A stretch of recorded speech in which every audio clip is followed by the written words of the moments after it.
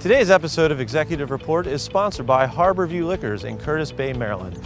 Join us as we discuss and taste 6 different bourbons with bourbon enthusiast Matt Bathurst. Hit that like button, subscribe, and enjoy the show.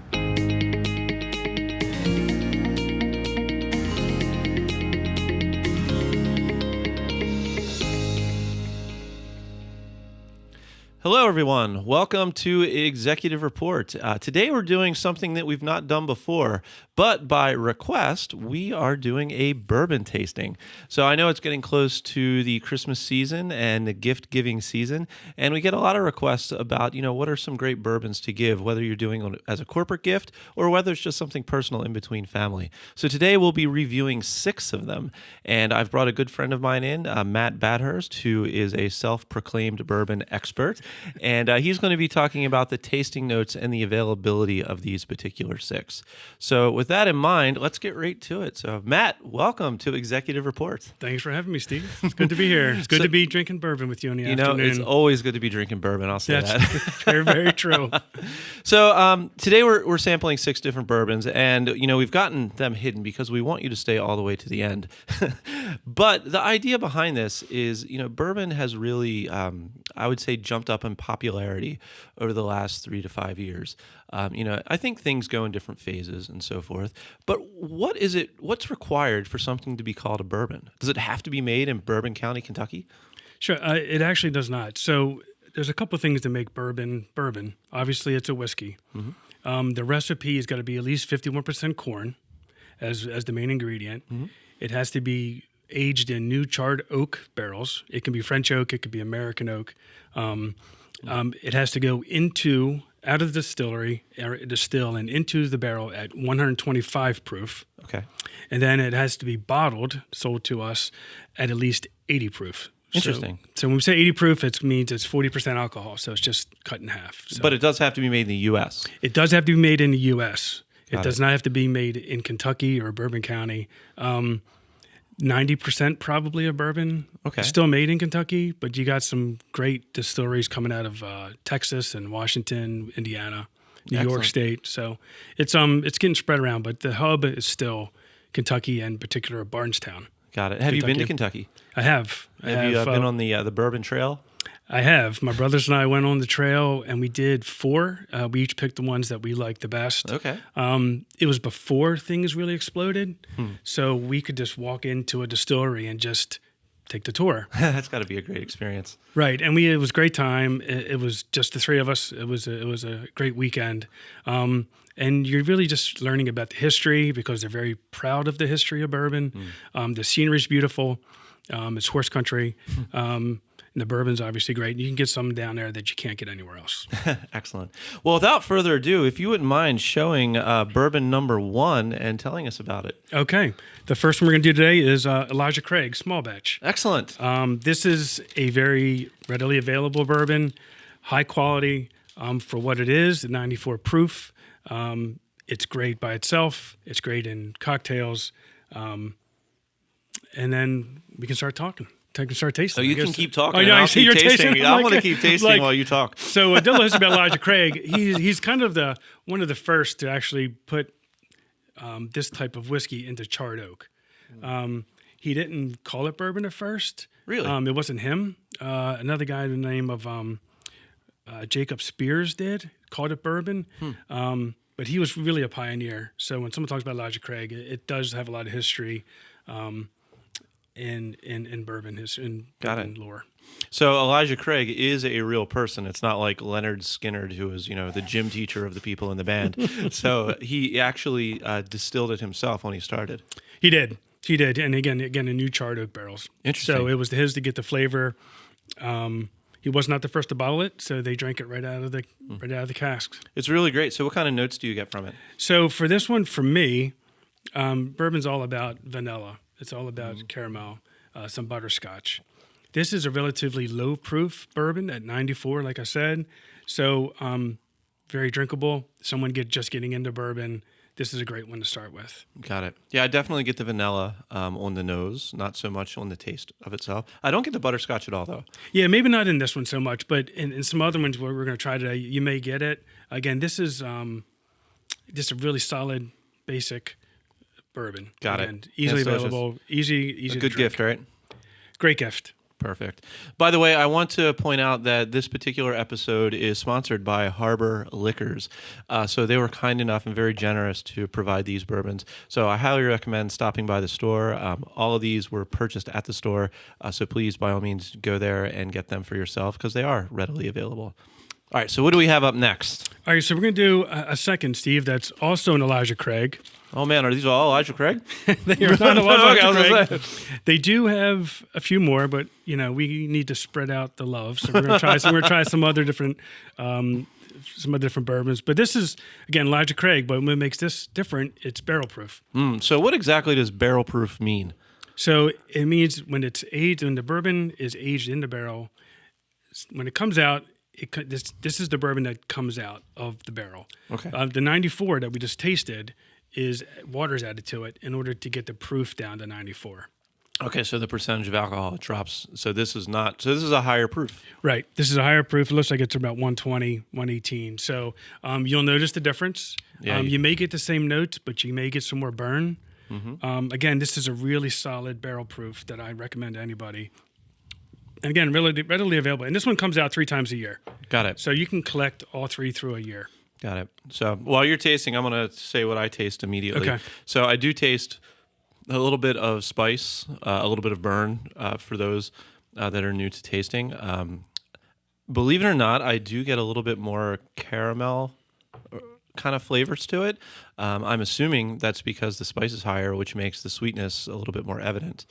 But I love it nonetheless. Yeah, and the thing about with these glasses that we're drinking, they're called Glencairn glasses. Okay. These are really become synonymous with whiskey. The bottom allows some people like to swirl their whiskey around, to open wine? it up like wine. Okay. Some people like to cup it, to warm it up, just to spread it out. And then, of course, the tapered nose, the top allows you to get all the nose notes from the bourbon. So you see a lot of Scotch is used these glasses, but really bourbon too now. You see everything rise Interesting. being used these Glencairn glasses. Yeah, I might start putting my orange juice in these. I'll be honest. It makes it kind of fun. You can just pretend it's bourbon. Exactly. So I used this eyedropper and added a little bit of water to it.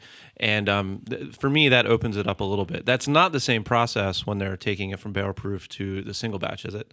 No, they use a certain kind of water. They talk about the limestone water in Kentucky, and they think it's makes bourbon special. Got it. But hey, I like the story, so I go with it. So they end up just watering it down to get to a certain proof.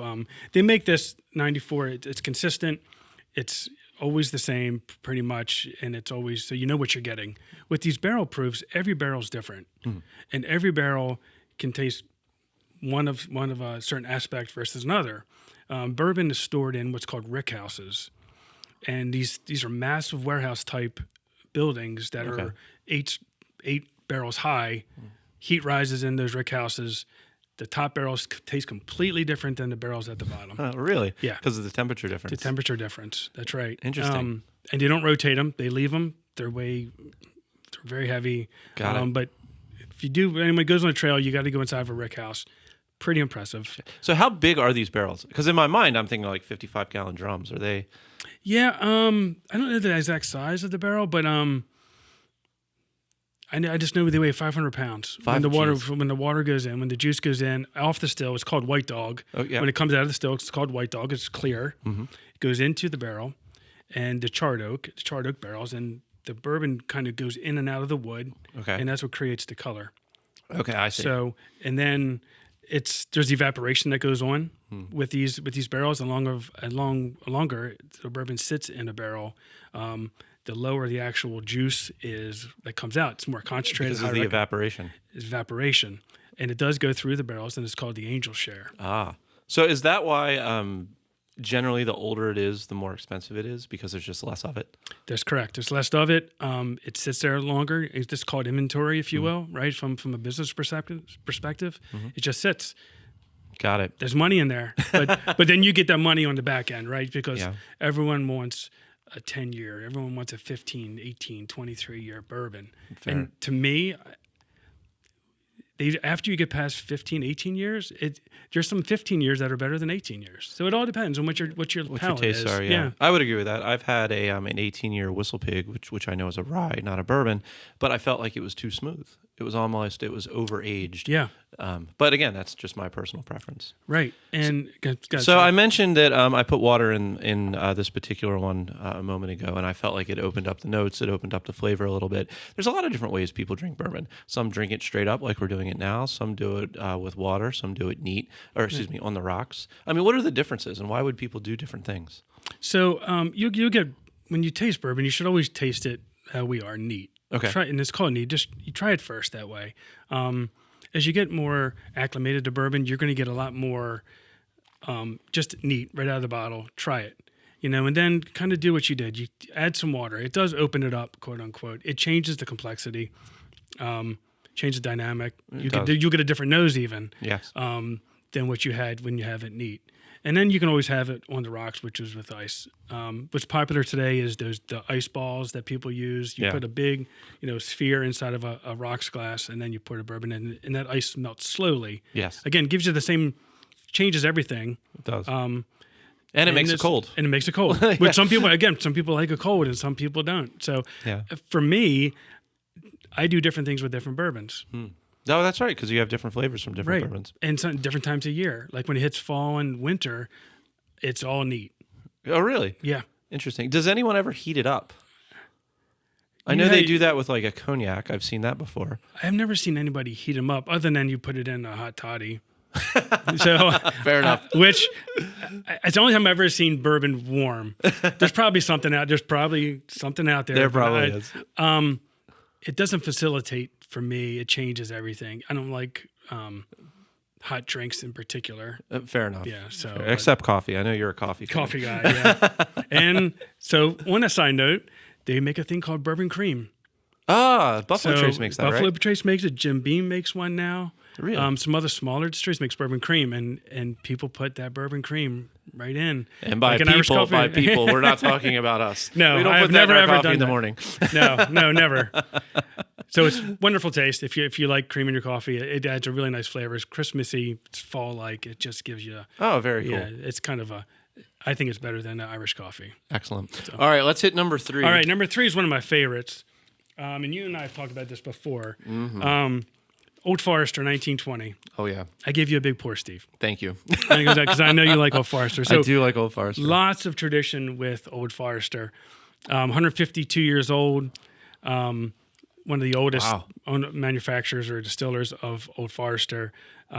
During Prohibition, Old Forester was one of the 6 that had licenses in order to produce bourbon for quote-unquote medicinal purposes.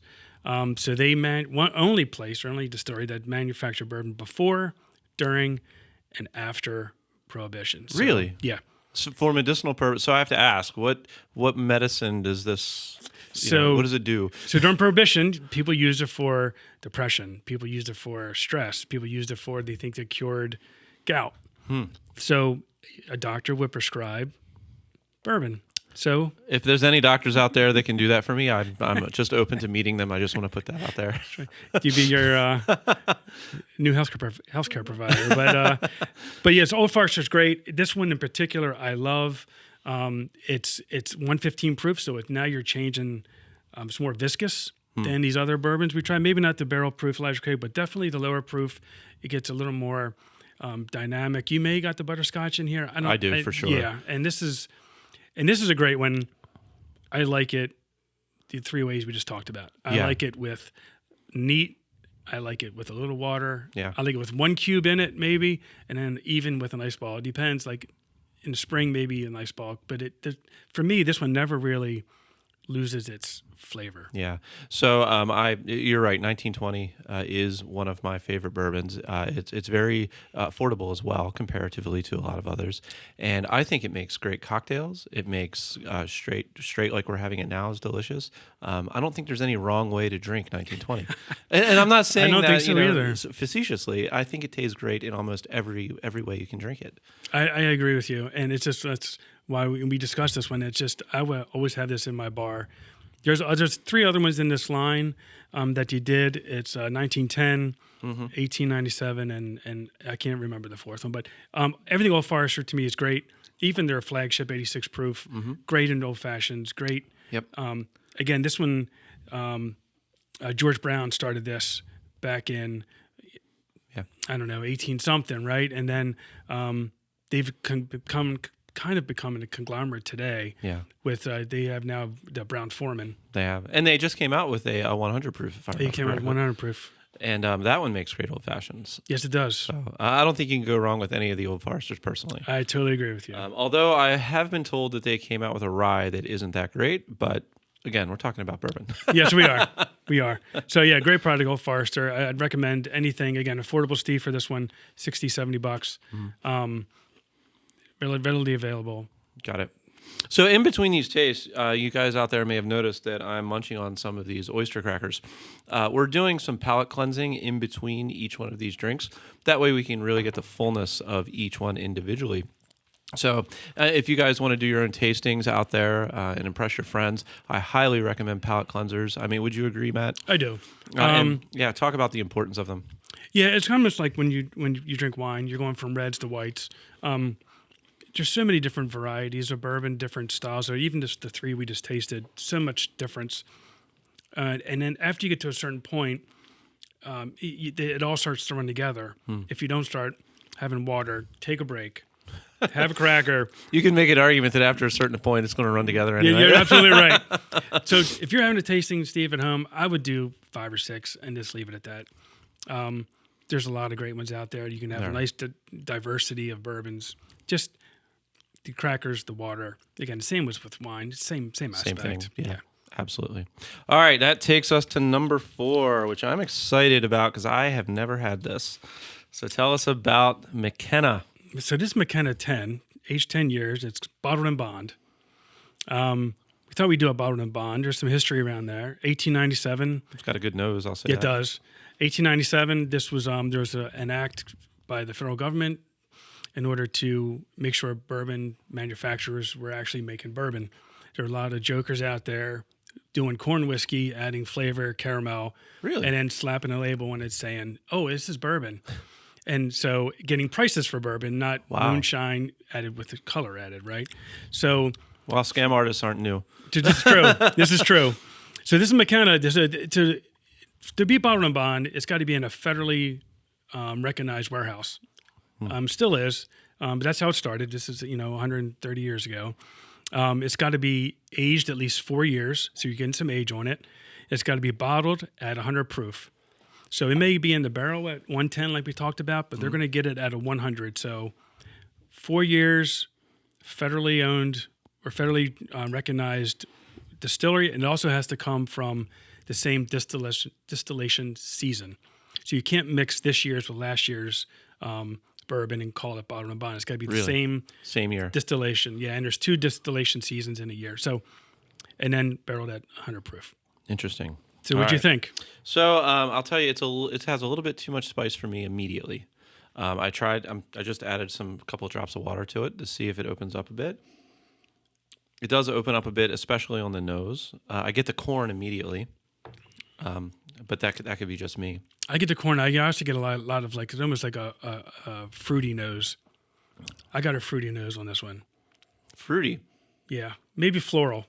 Okay. I can get that. Maybe more floral. I get it when you say the floral. I get that immediately. Yes. Yeah. So interesting about this one. This one, Whiskey of the Year in San Francisco spirits competition. Really? Three years ago, in 2019. And this you couldn't even find. Once it was labeled Whiskey of the Year by that competition, it was really difficult to find. I can imagine. Now it's coming back around. You can see it again. I think this tastes just as good as the 19 that came out. Yeah. And this is by Heaven Hill, right? Heaven Hill. Yep. So they make a lot of different bourbons. They do. They make the Elijah Craig's as well. Yep. That we tried earlier. But again, big distillery.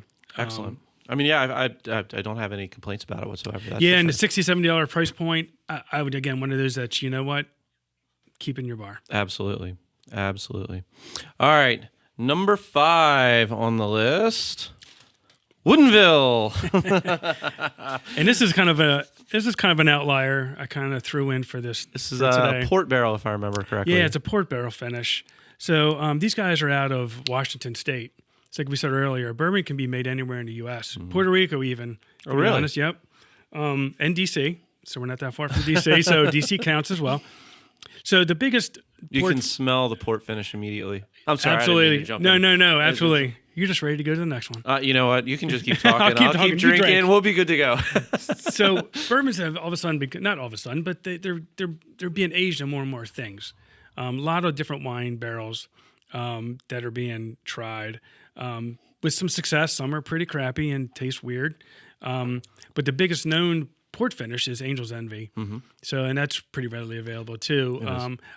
I think this one is Yeah, better. I'm not a huge fan of Angel's Envy. I mean, don't get me wrong; it's not like it's bad. It's just not necessarily for me. It's too light for me. Yeah, It doesn't feel like there's a lot there, like you said. yeah. This has got a beautiful color. This is only aged in the port barrels for 6 months, so it's not aged in there for years. It only needs to be in there for 6 months to get. You don't want to lose the bourbon flavor, but you also want to add a little something extra. Got it.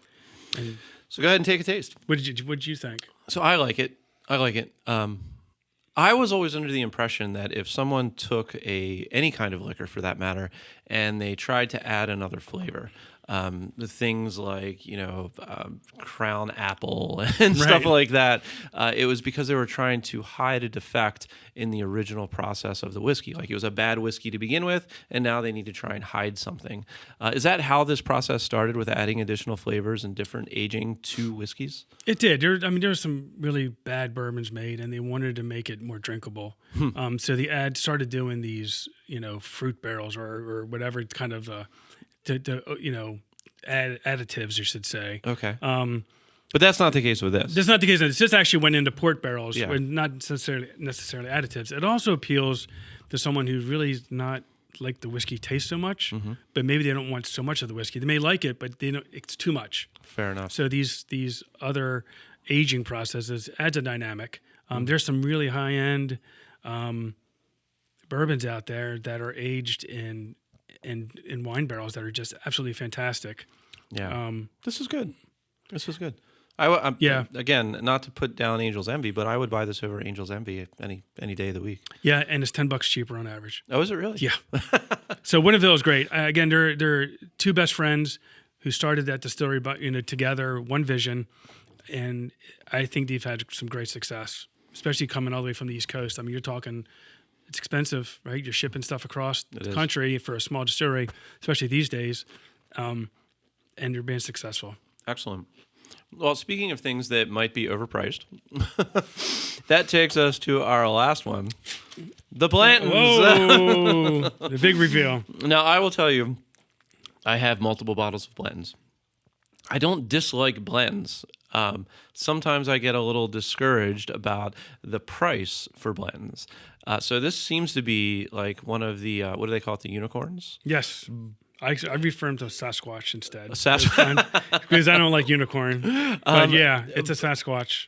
For a $40 or $50 price point, I think Blanton's is fantastic. Yeah. However, I've seen these $200, $300, and I just don't think it's worth that much money. And then you get on the secondary market, and it can go crazy as well. Yeah. So why are these? Well, before we get into that, let's talk about the taste, and then we'll talk about why they're sought after. Yeah. So definitely a crackers in order after the Woodinville. But the Blanton's is kind of a unique thing. First of all, from a marketing perspective, Yeah, it's a beautiful bottle. it is. It is a gorgeous bottle. It's a beautiful bottle. It's cool looking. It feels good in your hand pouring it out. You can collect the horses that spell Blanton's. Yeah, so guys, up here in the right corner here, I'll put this in the camera. Up here in the right corner, they have a letter on each of the tops, and you can collect them to spell out the word Blanton's. And the distillery, Buffalo Trace, does something special after you collect them all. They do. So you send in all your letters, and then they'll give you a stave to put all the horses in order, because it's a horse race, right? Because Kentucky's also known for horse racing, right?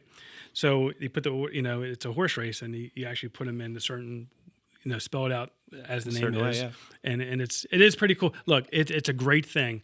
I think it's very cool.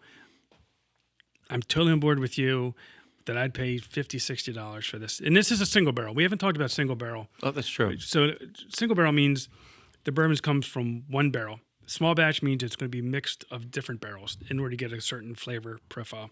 Every barrel is different. Like we talked about, it can be up in the top of the rick house, bottom, east, west.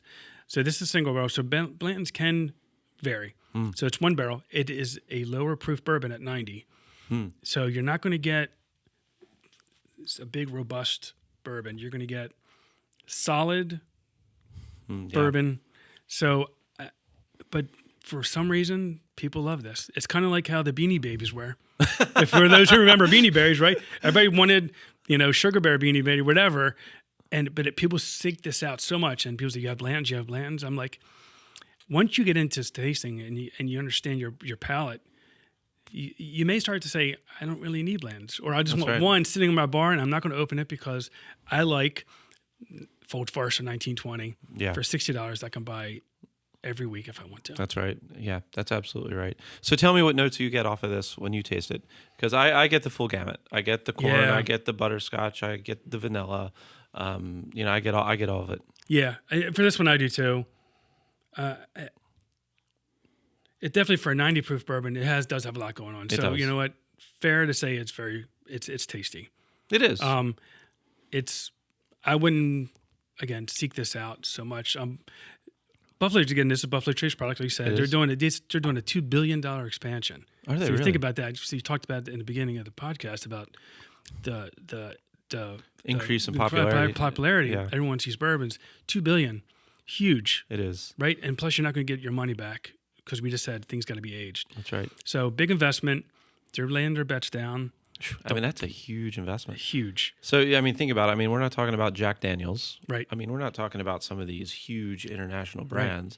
Right. I'd be willing to bet that if we said Buffalo Trace to anyone in a bar, most of them probably wouldn't know what it is. Yeah. I agree. Or people think they have Buffalo Trace, their flagship is called Buffalo Trace. It is. $35 bourbon, 86 proof, fine, good in cocktails. But everyone wants Buffalo Trace products. And it just good for them. It's great for them. This Blanton's line, when I saw it had like 12 people working the line. It was all hand packed, hand poured. Yeah, I mean, it had a pouring machine, but it was a very small horseshoe type thing. And that's no pun intended, right? Right, no pun intended, right? You know what? Maybe they did intend it, but it wasn't working when we saw it. But you could just see the stations, and again, so you're having a very small. It's supply and demand, right? Absolutely. So, especially when things become more popular. Buffalo Trace great products. They make something called a Colonel Taylor. That's also pretty hard to find, but I love Colonel Taylor. I do as well. Probably my favorite Buffalo Trace product. So, all right. So, out of all of these six, first and foremost, remember all of these are available at Harbor Liquors. So make sure you get there, and don't forget the party starts at Harbor Liquors. But out of all of these, which is your favorite? It's funny. There's a lot of thinking. There's a lot of thinking going on because I tried to bring something different for each one, right? And I think we sensed that today. I think everyone had its own flavor profile differences than the other. It's hard for me not to pick 1920. I am right there with you. It's hard for me not to pick 1920. I like the Elijah Craig Barrel Proof too. So for me, because you have to think about this as value as well as taste, right? Correct. Because I do like the blends. I like it a lot. Like you said, for $40 to $60, I like it. But that's not what it sells for. Correct. Secondary market, it's in the hundreds. Yeah. So I would have to agree with you. The 1920 is my favorite as well. And it's, in my opinion, it's a better all around bourbon. Yeah. You can drink it in any form. Like you said, on the rocks, neat, with water. You can put it in cocktails. It works just as well.